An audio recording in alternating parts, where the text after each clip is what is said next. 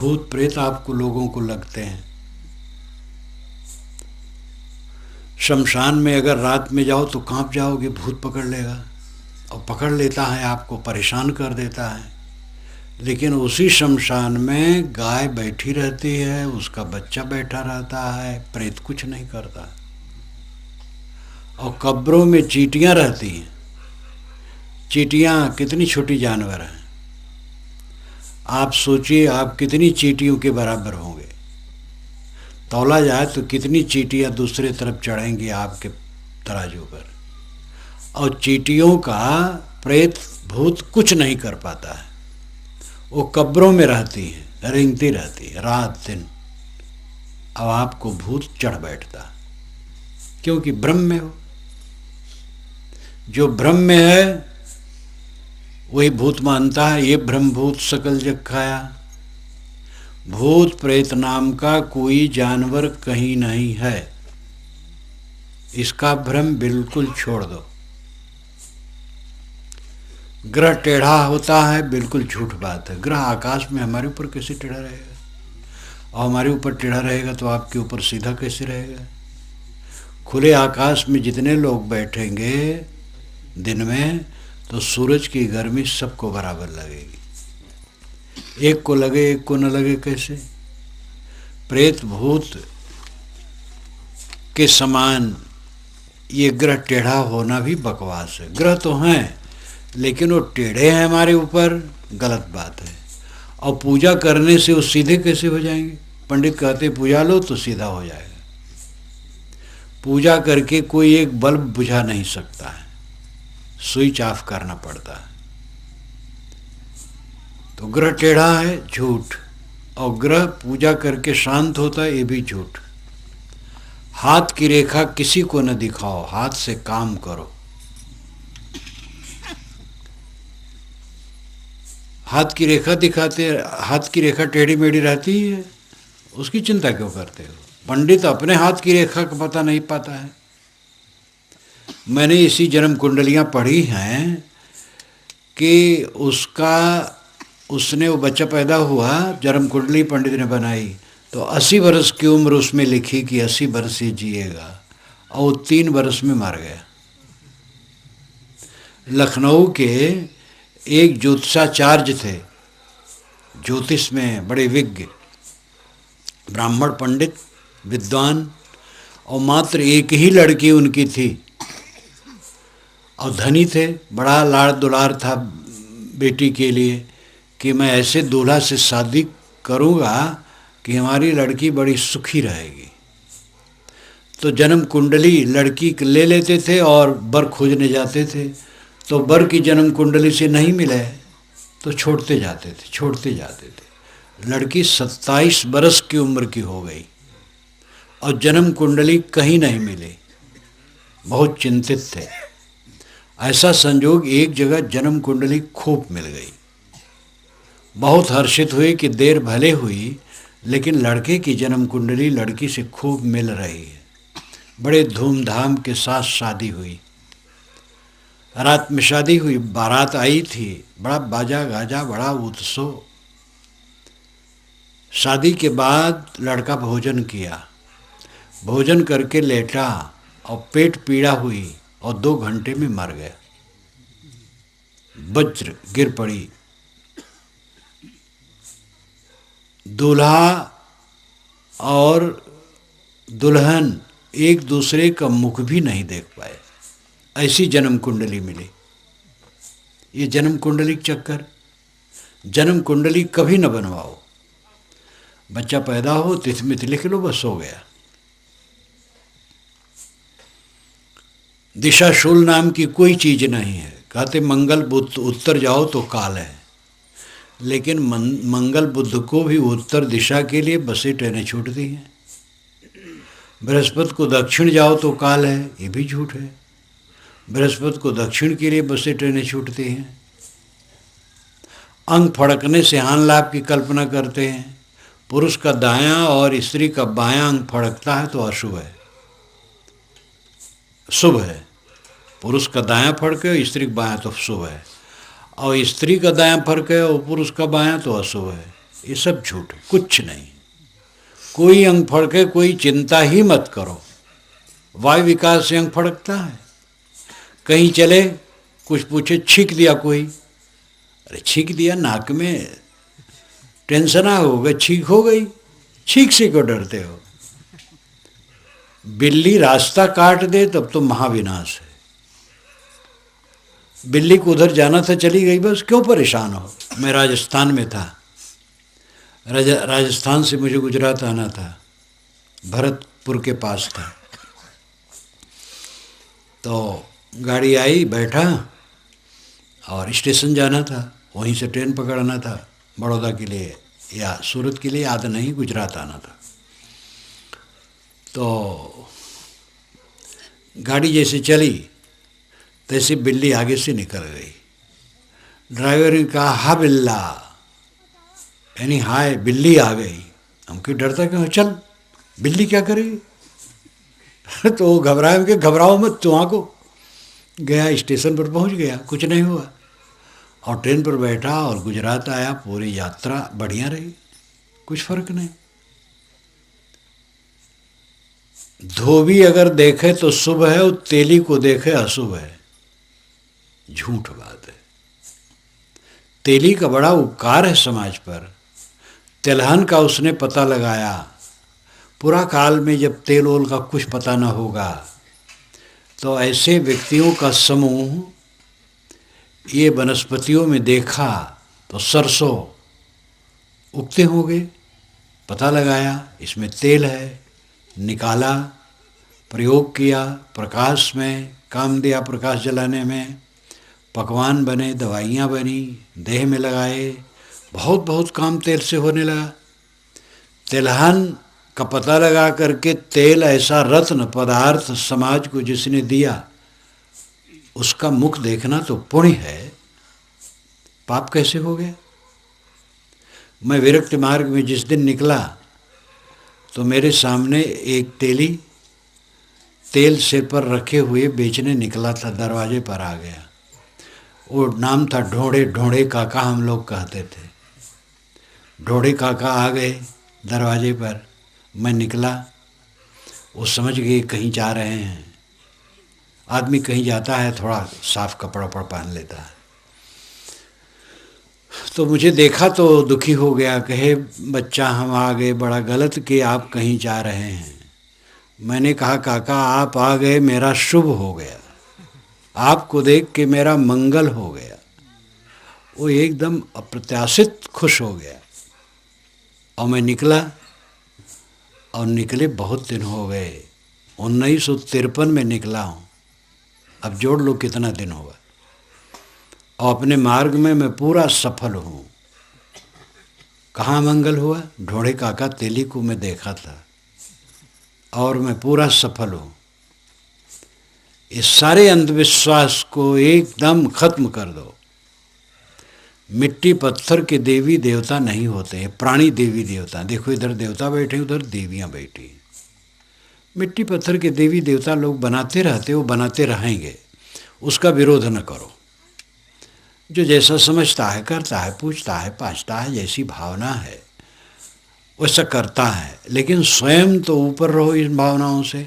सच्चे देवी देवता को समझो, जो बोलें चलें खाएं पिएं, जो अपनी मक्खी भी न हाँक सके, वो आपका क्या कल्याण करेगी? सोचो। मूर्ति और चित्र केवल स्मारक हैं। संत और महापुरुषों की मूर्ति और चित्र कहीं हैं तो उन्हें रख दो ठीक से, स्वच्छ रहें वो, उस पर मकड़ी जाला न बना ले, धूल न जम जाए, सफाई रख दो, ये उसकी पूजा है। अगर वो दाल भात खाए तो खिला दो, नहीं खाता है तो खिलाने की क्या ज़रूरत है? अगर वो आशीर्वाद दे तो प्रणाम जरूर करो, और आशीर्वाद नहीं देता तो प्रणाम करने की क्या ज़रूरत है? उससे लाभ यह है कि महापुरुषों के चित्र मूर्ति देखेंगे तो मन प्रसन्न होगा, अच्छा ख्याल आएगा, यही लाभ है। अब उससे आप पुत्र चाहो, धन चाहो, कल्याण चाहो, क्या देगा बेचारा? जो स्वयं चुरा जाता है, मंदिरों से मूर्तियां चुरा जाती हैं, भगवान स्वयं चुरा गए बेचारे, अपनी रक्षा नहीं कर पाए। तो विवेक के नेत्र खोल करके काम करो। कबीर साहब ने खंडन नहीं किया है, लोगों की आंखों में उंगली डाल करके जगाया है। ये खंडन थोड़े है, ये सत्यता है। सत्य बात को बताना ये खंडन नहीं होता है। परमात्मा कहीं आकाश में है और वो मिलेगा तो छूट जाएगा। मिली हुई वस्तु छूटती है। अगर परमात्मा मिलेगा तो छूटेगा जरूर। ऐसी छूटने वाली चीज़ के लिए क्या परेशान हो। परमात्मा मिलेगा नहीं, क्योंकि परमात्मा बिछुड़ा ही नहीं है। परमात्मा आपका आत्मा है। आप कौन है? परमात्मा है। परमात्मा कहते परम आत्मा, उच्च आत्मा। प्रेत आत्मा, दुष्ट आत्मा, शुद्ध आत्मा, महात्मा, परमात्मा, इन सारे शब्दों में आत्मा ही मुख्य है। प्रेत तो विशेषण है। प्रेत आत्मा, प्रेत का मतलब गया हुआ। गया हुआ आत्मा को प्रेत आत्मा कहते हैं। शरीर छोड़ के चला गया तो उसको प्रेत आत्मा कहते हैं। और जो गलत स्वभाव का है उसको दुष्ट आत्मा कहते हैं। और जो अच्छे स्वभाव का उसको शुद्ध आत्मा कहते हैं। और जो इंद्रियजित है उसको महात्मा कहते हैं।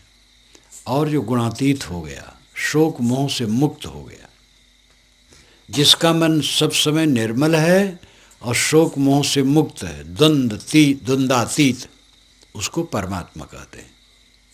तो आत्मा ही है वो। प्रेत आत्मा, दुष्ट आत्मा, शुद्ध आत्मा, महात्मा, परमात्मा आत्मा ही है। वो भूल से देह छोड़ करके गमन किया, इसलिए प्रेत आत्मा हो गया। और भूल से अपने स्वभाव को खराब किए, इसलिए अशुद्ध आत्मा है। और भूल सुधार लिया तो शुद्ध आत्मा हो गया। जब इंद्रियों को जीत लिया तो महात्मा हो गया। और शोक से मुक्त हो गया तो परमात्मा हो गया। है वो आत्मा ही। जैसे मनुष्य है, पढ़ा लिखा तो कलेक्टर हो गया, कमिश्नर हो गया, तो है तो मनुष्य ही। ये सब विशेषण है। परमात्मा कहीं बाहर नहीं बैठा है जो मिलता है। परमात्मा आत्मा है जो सबके अंदर में बैठा है। और घूम घुमा करके ये बातें सब कहते हैं। दो धारा है, कुल मिलाकर के ज्ञान की दो धारा है। वैसे शाखाएं बहुत हैं, लेकिन उसको हम मोटा मोटी देखें तो दो धारा है। एक विश्वास धारा है और एक विवेक धारा है। विश्वास धारा कहती है कि आत्मा से परमात्मा अलग है। विवेक धारा कहती है कि आत्मा ही परमात्मा है।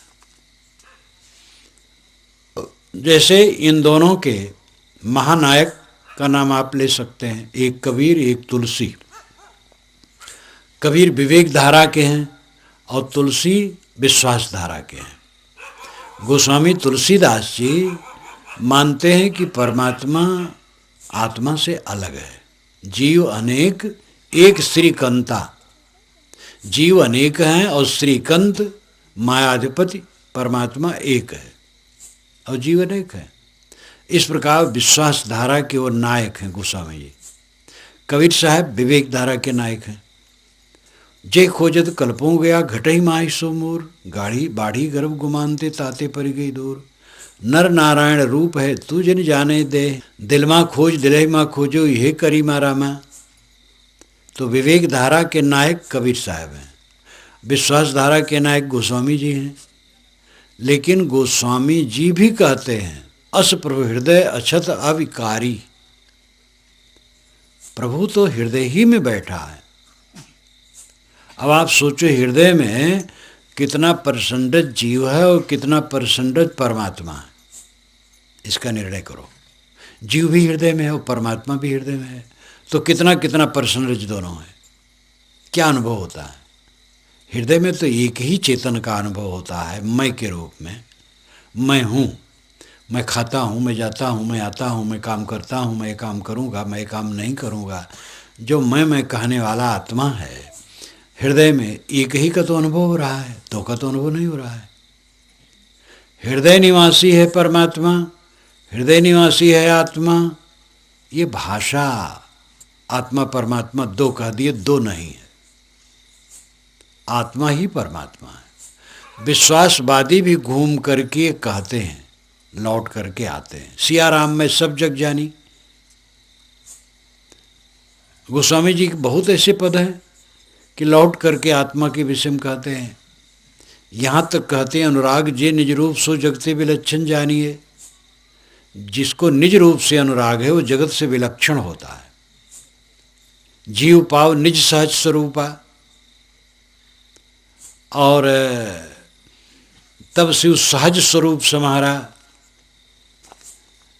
तो सहज स्वरूप, निज स्वरूप, आत्मा, ये विश्वास धारा के नायक गोस्वामी जी भी कहते हैं। इसलिए परमात्मा बाहर है ऐसा मान करके भटकने की जरूरत नहीं है। आत्मा परमात्मा है। काम करने की चीज क्या है ये समझो। दुख क्यों है? जन्म हुआ तो क्या फल मिलता है सबको?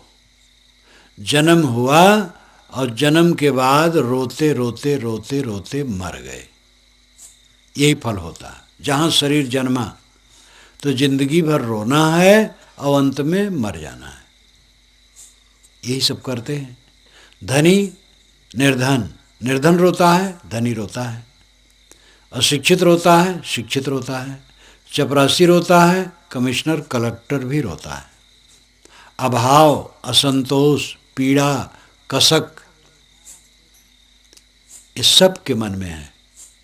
मैंने गलत निर्णय लिया, इसका पश्चाताप।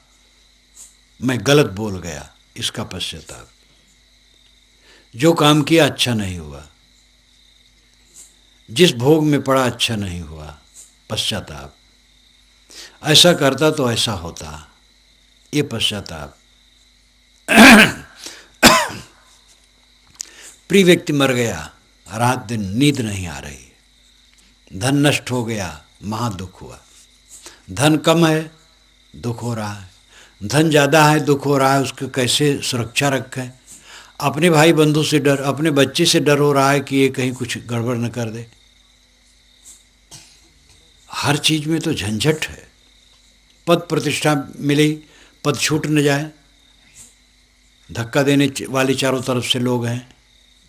ऐसी ऐसी गड़बड़ी मचा देते हैं कि उनको गिरा देते हैं और आदमी गिर जाता है। एक अफसर को तो घूस में फंसा दिया गया, घूस लिया नहीं था, षड्यंत्र किया गया, उसके सामने भेजा गया पैसा, और वो कहा हाँ पैसा क्यों लाए हो? बस पकड़ने वाला पकड़ लिए कि आप घूस लिए।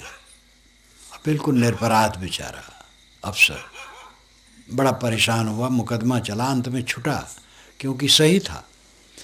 गलत ऑब्जेक्शन होता है, वो गलत ऑब्जेक्शन में लोग परेशान हो जाते हैं। दुनिया में चारों तरफ उपद्रव है, दुख है, खींचतान है, परेशानी है। जिनको लोग अपना मानते हैं वही लोग खींचते रहते हैं, वही लोग विपरीत बात करते रहते हैं। कलह, कुवासना, कुसंस्कार चित्त को जलाते रहते हैं। तृष्णाएं परेशान करते हैं, ये चाहिए, वो चाहिए, वो चाहिए। नई नई कामनाएं बनती रहती हैं।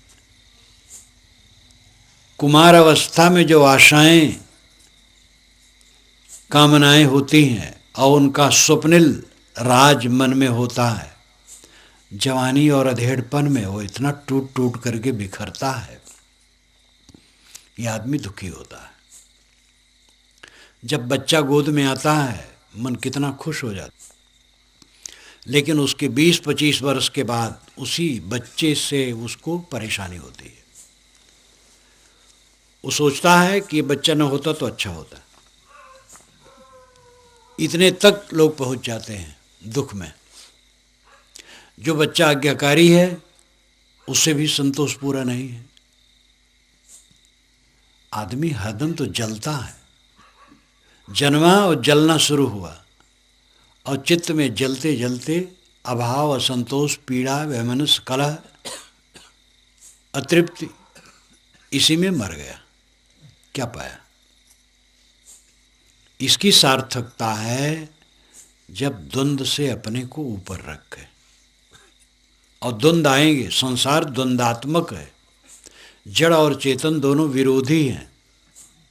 एक तत्व दूसरे तत्व के विरोधी हैं। मिट्टी पानी आग हवा मोटे रूप में 4 तत्व हैं, एक दूसरे के विरोधी हैं। गर्म ज़्यादा गर्मी पा जाए पानी भाप बन करके उड़ जाएगा, ज़्यादा पानी पा जाए आग बुझ जाएगी। एक तत्व दूसरे तत्व के विरुद्ध है, उनमें आपस में द्वंद्व है। द्वंद्व है इसीलिए निर्माण है, द्वंद्व ना हो तो निर्माण नहीं होगा। ये भी अद्भुत स्थिति है प्रकृति की। द्वंद्व है इसीलिए निर्माण है, और पूरे निर्माण में द्वंद्व है। द्वंद्व से सब काम चल रहा है, और द्वंद्व में कलह है। द्वंद्वात्मक जगत है। जो पूछता है वही गाली भी देता है, सत्कार करता हुआ तिरस्कार करता है, आदर करता हो निरादर भी कर सकता है, जो सुख देगा वो दुख भी दे सकता है। ये संसार चलता है ऐसे।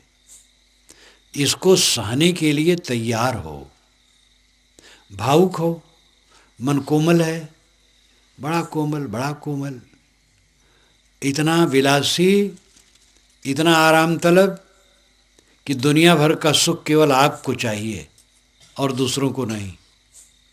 ये छोड़ दो, कांटे के पथ पर चलने की सोचो। अपने निकट से निकट के लोगों से विरोध पा करके भी हम विचलित नहीं होंगे और उनके प्रति द्वेष नहीं करेंगे। ये सोचो। जो अपने निकट हैं और प्रिय हैं और समझदार हैं, वे भी अगर हमारे लिए कटु कह दें तो भी हम दुखी नहीं होंगे और उनके प्रति द्वेष नहीं करेंगे। सबसे अधिक दुख कहाँ होता है? कहा जाता है कि कबीर साहब के एक शिष्य ने एक रोड़ी फेंक दी थी कबीर साहब पर, तो कबीर साहब बहुत दुखी हो गए। और एक ने उन पर पत्थर फेंका था, उसमें कुछ नहीं दुखी हुए थे। कहावत है। तो कहते हैं भाई कबीर साहब ने सोचा ये जो बहुत प्रिय शिष्य है, इतना समझदार, इसने रोड़ी कैसे फेंक दी? पत्थर फेंका था तो बेसमझ था, तो कोई दुख नहीं। इतना समझदार हो करके रोड़ी कैसे फेंक दे? एक बूढ़े संत ने एक बार मुझसे कहा था, बहुत पुरानी घटना है, बात समझाने के लिए संत लोग बना भी लेते हैं। जो बहुत समझदार है और बहुत हमारे निकट है, प्रिय है, और उससे हमारे लिए त्रुटि हो जाए तो भी हमें दुखी नहीं होना चाहिए। चोट वहीं लगती है। हम बीमार पड़े हैं, लोग आते जाते हैं, हमें कोई अमर्ष नहीं है। आए गए, देखे, इधर उधर चले गए, कोई हमें नहीं पूछता, हमें कोई दर्द नहीं। लेकिन हमारा आदमी परिचित और प्रिय और निकट का हो और हम बीमार पड़े हैं और हम पर ध्यान न दे तो उनके लिए हमें दुख होता है। ये हमारा आदमी, हमारा निकट, और ये हमारे ऊपर ध्यान नहीं देता है। लेकिन उस समय भी हमारे मन में मलिनता नहीं होनी चाहिए। निकट से निकट लोगों द्वारा भी निरादर पा करके हमारे मन में कष्ट नहीं होना चाहिए और उसके पर द्वेष भाव नहीं होना चाहिए। द्वेष भाव के तो हमारा अपना पतन हुआ। हम द्वेष करेंगे किसी से तो हमारे मन में तो कालिख लग जाएगा और वो दाग छूटने में बड़ा कठिन है। ये ध्यान दो। इसमें बैठे लोग कुछ ऐसे भी होंगे जो बीड़ी पीते होंगे, कुछ नहीं बहुत लोग होंगे। बीड़ी तो बहुत आम बात है, गुटखा खाने वाले होंगे। लेकिन आप जब बीड़ी गुटखा या कोई भी नशा का सेवन शुरू किया है तो बड़े सहज रूप से हुआ है। किसी मित्र ने दिया, अरे लो यार खाओ पियो, देखो कैसा आनंद है। तुम भी आदमी का जिंदगी पा करके क्या मुकर रहे हो? आदमी की जिंदगी मिले तो बीड़ी तो पीना चाहिए। बैल कहीं बीड़ी पीता है? आदमी ही पीता है। कोई मित्र मिला, ऐसा समझाया और आप एक दो फूंक मारे, बस थोड़ा सा आनंद मान लिए। अब पड़ गई आदत, अब हो गए वर्षों, अब कोई कहता छोड़ो तो बड़ा मुश्किल है। लगने में देरी नहीं लगी और छूटने में बहुत मेहनत है। दाग लगने में देरी नहीं लगती है और दाग छुड़ाने में बहुत देरी लगती है। इसलिए दाग लगने न पाए ये ध्यान दो। मोह और वैर ये दो फांसी जीव के गले में लगी है। मोह और वैर, इसको सूक्ष्म भाषा में राग द्वेष कहते हैं। बात वही है, राग द्वेष ये दो कांटे हैं, यही जीव को बारंबार संसार में लाते हैं। हमारे एक भक्त का लड़का आया था तो गया भी मिला। मैंने कहा क्यों आया इतने टाइम? कि साहब कुछ देना था, वो भूल गए थे तो देने आए थे। हमके इसी प्रकार जो भूल जाएगा वो लौटेगा। इस दुनिया को देख करके जो मोह करेगा और ही भूल गया तो देह छोड़ करके फिर दुनिया में आकर के रोएगा। और नहीं भूला यहाँ, निर्मोह रहा तो इस प्रपंच में नहीं आएगा। जो ये समझ पाए, नहीं तो लोग समझते आना चाहिए, देह धरना चाहिए, रोना गाना चाहिए, यही आनंद है। हंसो खेलो, लड़ो झगड़ो, राग द्वेष करो, कलह करो, प्रेम करो, बैर करो, हल्ला गुल्ला करो, बस ऐसी ज़िंदगी जियो, यही में आनंद है। संसारी बुद्धि यही है। विवेकवान समझता है ये सब दुख है। राग द्वेष नहीं करना है, प्रेम शुद्ध प्रेम करना है, मोह वाला प्रेम नहीं करना है। प्रेम तो शुद्ध भाव को ही कहते हैं, लेकिन प्रेम को लोग बदनाम कर दिए हैं। किसी लड़की को किसी लड़के से प्रेम हो गया, लड़का को लड़की से प्रेम हो गया, प्रेम नहीं हो गया, मोह हो गया। और ये मोह दुखदाई है। शुद्ध प्रेम करो, मोह वैर छोड़ो। मैंने कहा था ये अंधविश्वास छोड़ो और मोह छोड़ो, ये दोनों छूट जाए बस। आप स्वयं शुद्ध बुद्ध निर्मल हैं, आपका आत्मा निर्मल है, आपका स्वरूप शुद्ध चेतन है, असंग है, उसमें कोई प्रपंच नहीं है, न इंद्रिय है, न मन है, न जगत है, न ये जगत का भास है, कुछ नहीं है। ये देह वासना बस देह धर करके इंद्रियों से जगत को देख देख करके सारा प्रपंच है। आँखों से देखते हो, कान से सुनते हो, जीभ से चखते हो, चाम से छूते हो, नाक से सूंघते हो, पांचों विषयों का ज्ञान पांचों इंद्रियों से करके अनेक खुराफात जिंदगी में इकट्ठी कर लेते हो और उसी में पूरा जीवन जलना होता है। हमारे जीवन में खुराफात के कांटे इकट्ठे होते हैं। कोई कोई पेड़ ऐसा होता है जो नीचे से ऊपर तक कांटे कांटे होते हैं, खूंटियाँ खूंटियाँ होती हैं। इसी प्रकार मनुष्य का जीवन कितने लोगों का है जो कांटेदार है, नीचे से ऊपर तक कांटे कांटे, खुराफाती काम करते हैं, जीवन का दुर्व्यवहार करते हैं, मन वाणी इंद्रियों को चंचल करते हैं और उसका परिणाम होता है कि वे चैन से नहीं रहते। सुख से जीना ये जीवन की सफलता है। इच्छा तृष्णा त्याग करके जियो। मूल आवश्यकता क्या है? जो जरूरी है वो क्या है? भोजन, कपड़े और सोने की जगह, ये तीनों जरूरी है और ये सबको मिलते हैं। अंतिम बात है मन की शांति, वही शांति नहीं मिलती है। भोजन जितना हम करते हैं उसका कई गुना घर में है। कितने लोगों के तो ऐसा है कि लाखों करोड़ों गुना है, सामान्य लोगों के भी कई गुना रहता है। कपड़े भी काम भर के हैं, मकान भी हमारे शरीर से बड़ा है, सबके पास है। पक्का मकान हो, झोपड़ी हो, फूस हो, कपड़ा हो, छाया चाहिए और क्या है। गुजर बसर की चीज़ें जो ज़रूरियत हैं उनकी कमी नहीं है। कमी है मन की शांति की। आदमी हरदम कलह में पड़ा रहता है, बैर विरोध मोह। मोह तो थोड़ा करता है और उसी में बैर विरोध शुरू हो जाता है और कलह कलह में जिंदगी बीत जाती है।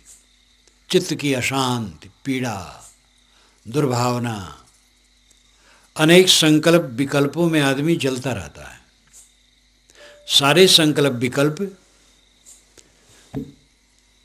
बीती हुई मुर्दा घटनाओं की है या भविष्य के स्वप्निल संसार के हैं। बीती हुई घटनाएं, किसी ने कुछ कहा था, लिया था, कुछ दिया था, बना था, बिगड़ा था, मिलने पर अनुकूल हुआ था, प्रतिकूल हुआ था। बीती हुई घटनाओं के संकल्प विकल्प होते हैं। और आगे के लिए स्वप्निल संसार मनुष्य रचता है, एक सपने का संसार, और उसके लिए वो कल्पना करता रहता है, संकल्प विकल्प करता रहता है।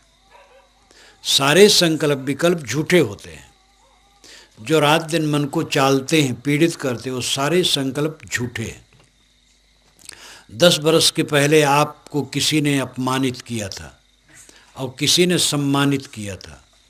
इन दोनों बातों को लेकर के मन में हर्ष और शोक की कल्पनाएं उठना क्या मतलब रखता है? यही संकल्प विकल्प है। बुरी घटना को याद करके उत्तेजित होते रहना, अच्छी घटना को याद करके सम्मोहित होते रहना, यही संकल्प विकल्प है, जो बिल्कुल झूठे हैं। और समय बर्बाद करना, चित्त को खराब करना है, शांति को नष्ट करना है। भविष्य में ये होगा, वो होगा, ऐसा भोगूंगा, ऐसा पाऊंगा, ऐसा हो जाएगा, ये स्वप्निल संसार रचना नवयुवक प्राय इसको ज़्यादा रचता है। और अविवेक जहाँ है बूढ़ा भी रचता है। नौजवानी में प्राय होता है, किशोर को 8-10 बरस की उम्र से ऊपर हुआ और उसके मन में सपना का संसार बनता चला जाता है। उम्र और बड़ी 16-17 का हुआ और उसका संसार विकसित हुआ मन में। इस प्रकार वो संसार सपने का बनाता जाता है। जब जवान होता है, कार्य क्षेत्र में उतरता है, नौकरी चाकरी या कोई भी काम करता है, विवाह शादी होता है, बच्चे होते हैं, एक एक सपने टूटते चले जाते हैं। सब सपने टूट करके बिखर जाते हैं। और वही बातें बीती हुई हो जाती, फिर उसी को उठाता धरता है। बीती हुई घटनाओं और भविष्य की कल्पनाओं को लेकर के सारे संकल्प विकल्प होते हैं। जो क्षणिक घटनाओं के तो हैं ही, मरे हुए भी हैं। जो घटनाएं बीत गई वो मरी हुई हैं और सब कुछ क्षणिक है। मन संकल्प विकल्प जितना होगा क्षणिक का होगा, क्षण मात्र में हुआ और गया, और उसको लेकर के आप पच रहे हैं वर्षों वर्षों। ये अविद्या का पसारा मन का है। इसको समझो। मन के संकल्प विकल्प को शांत रखो। अकेले में बैठो, मन के संकल्प विकल्प शांत करो। देखो मन क्या सोचता है। 50 वर्ष के पहले, 10 वर्ष के पहले कुछ अनुकूल प्रतिकूल घटना घटी है, उसको सोच रहे हो और सोचते चले जा रहे हो। 1-1 घंटा, 2-2 घंटा उसी में पच रहे हो। क्या मतलब है? जब घटना घटी थी, उस घटना की स्थिति के आदमी आज नहीं रह गए हैं। जो हैं भी उनका मन दूसरी तरह हो गया है। वही आदमी कट कह देता है और वही आदमी मीठ बोलता है। हो जाता, भूल चूक हो जाती है। अच्छे लोगों से भी भूल चूक हो जाती है। जबकि वो भूल को निकाल देते, वो मन में नहीं रखते हैं। अब आप अपने मन में बसाए बैठे हैं। सामान्य आदमी का भी चित्त बदलता है। मैंने 2 बैरियों को देखा है कि आपस में इतने घुल मिल गए कि एकदम मित्र हो गए। दुष्ट स्वभाव वालों को देखा गया कि वो सज्जन हो गए। परिवर्तनशील संसार है। वो द्वंद्व तो हर जगह काम करता है। इसलिए मन में गांठ बना करके न रखो। गांठ जितनी जबरदस्त होगी, संकल्प विकल्प उतने अधिक भयंकर होंगे और उतने चित्त जलेगा। साधक का काम है अपने संकल्प विकल्प को तोड़े। ज्ञान के ग्रंथ पढ़ो, ज्ञान की बातें संतों के मुख से और सीडी इत्यादि से सुनो और उनसे अपने चित्त को शुद्ध करने का काम करो। और सुबह शाम बैठ करके अपने चित्त को देखो। व्यर्थ के संकल्प विकल्प उठने न दो, जो आए उसका ख्याल हटा दो। मरी मरी बात जिसमें न कुछ सर है, न पैर है, न कुछ वजह है। आज से 30 वर्ष पूर्व मुझे किसी ने अपमानित कर दिया था, तो क्या सोच करके क्या होगा? उसी के पास जाओ, अगर जीवित भी हो तो बेचारा आदर करेगा। कर दिया था तब कर दिया था, अब वो आदर करेगा। अब उसी अपमान को तुम लेकर के जप रहे हो, ऐसे कोई सम्मान किया उसको जप रहे हो। तो ये मन का रोग है, संकल्प विकल्प, और ये निरर्थक नहीं अनर्थक है। अपने मन के गर्दा गुब्बार को शांत करो। संकल्प विकल्प यानी सोचना, निरर्थक सोचना, अनर्थक सोचना, इसको चित्त में आने न दो, शांत करो।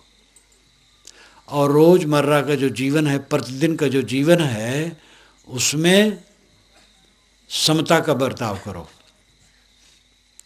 परिवार के लोगों से उलझो ना। कोई कटु कह दे सालो, आप खुद कटु न कहो। किसी बात बर्ताव में ऊंच नीच हुआ हो, उसको चित्त से उतार दो। खाने पीने में, लेने देने में, कपड़ा लत्ता में, रुपया पैसा में, आदर सम्मान में, किसी बात में भी ऊंचा नीचा हुआ हो, उस पर ध्यान ही न दो। अपने से गलती हुई हो तो उस पर ध्यान रखो और फिर वैसी गलती ना हो। दूसरे से गलती हुई हो, उसको चित्त से बिल्कुल उतार दो। वो जिम्मेदार खुद है, वो खुद सोचेगा, वो स्वयं सुधारेगा। हर आदमी सुधारता है और खुद वो सुधारेगा। उसके लिए मन में बैर न बनाओ, मन को सरल रखो। 4 दिन की जिंदगी है, यहाँ किससे किसका संबंध है? एक वृक्ष डाले घनी, पंछी बैठे आए, ई पाटी पीरी भई उड़ उड़ 14 जाए। एक वृक्ष है, उसमें बहुत सी शाखाएं हैं और बहुत से पक्षी शाम को आकर के बसेरा लिए। सवेरा हुआ, प्रकाश उगा और पक्षी उड़ उड़ करके इधर उधर चले गए। संसार की दशा यही है। यहाँ कोई कायम माटे रहने वाला नहीं है। कोई कोई नो नथी रे, कोई कोई नो नथी रे। मैं इतनी ही गुजराती जानता हूँ। कोई कोई नो नथी रे, कोई कोई नो नथी रे। इतना बहुत है, इतने का उपयोग कर ले बस बेड़ा पार है। किस लिए रोते हो, किस लिए वैर करते हो? किसी ने ऊंचा नीचा कह दिया, अब वो फिर वैसे नहीं कहेगा, वो खुद उसको भुला देगा, अच्छा कहेगा। अब कोई ऐसा हाठी है कहेगा तो वो अपना कमाई करेगा, वो अपना दुख भोगेगा।